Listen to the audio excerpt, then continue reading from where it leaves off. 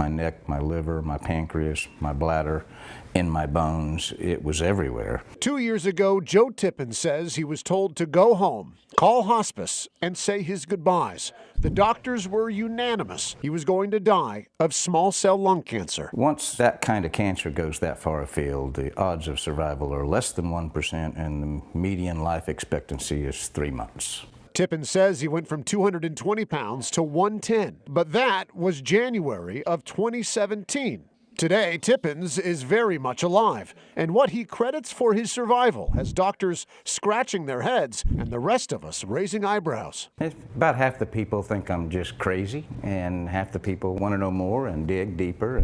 Tippins says he got a tip, not from a pharmacist, but a veterinarian. And in his desperation, he turned from people medicine to dog medicine, specifically fembendazole, or what you give a dog when it has worms.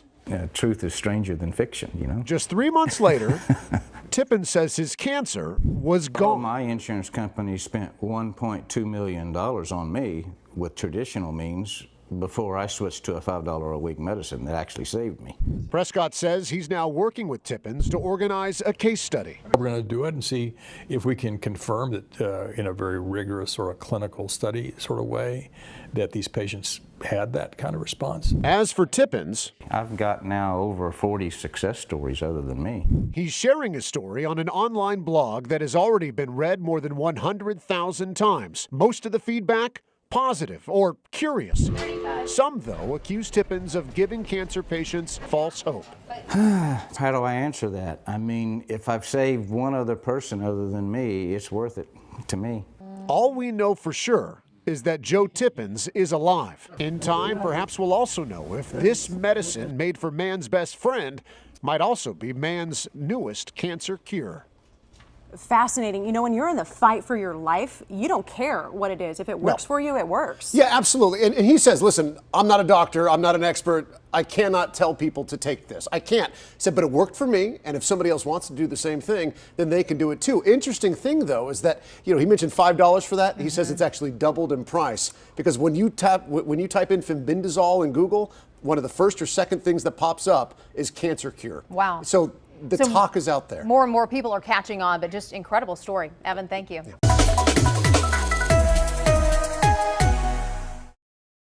Dr. Robert Nagorny is an oncologist and cancer researcher. He's desperate to improve the odds for patients who've come to him after all else has failed. His work is incredible. Monique Borghese, who traveled to Long Beach from Brazil, is one of those patients. Almost 4 years ago, she was diagnosed with a large tumor near her kidney called an adrenocortical carcinoma. This is a very aggressive and rare tumor, basically a death sentence. Just 26 years old, Monique was withering away. And I wasn't sure she was treatable. The drug that killed Monique's cancer, better than anything, turned out not to be a cancer drug at all, but rather a common diabetes drug called metformin. These drugs don't know what diseases they were invented for. 3 months after starting metformin in 2015, Monique got a CAT scan. Her doctor in Brazil gave her the news.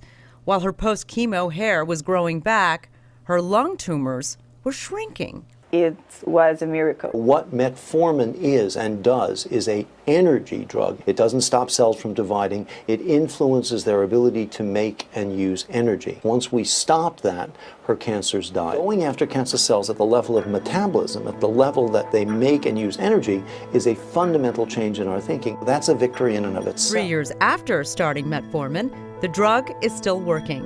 And 4 years after being told she was terminal, I'm here, I'm fine, and I'm so thankful. Melanie Kennedy, mother of 2 young boys, was diagnosed with breast cancer in 2013. It soon spread to her liver. She was given 5 years to live. The clinic recommended she take an antibiotic called doxycycline, metformin, usually used to treat type 2 diabetes, a statin or cholesterol-lowering drug, and mebendazole, a worming agent. Another stumbling block. Doctors are reluctant to prescribe a drug to treat an illness that it wasn't designed for. We're very loath to use medications outside of the particular reasons that they're licensed for use.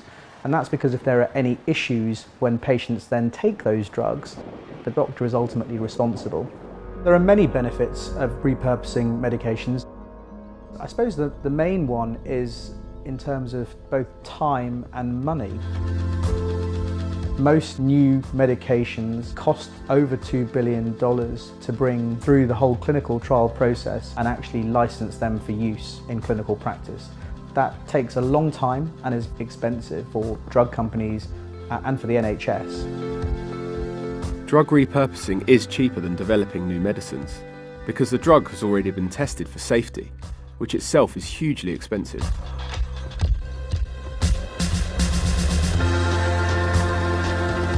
Melanie believes this trial has saved her life.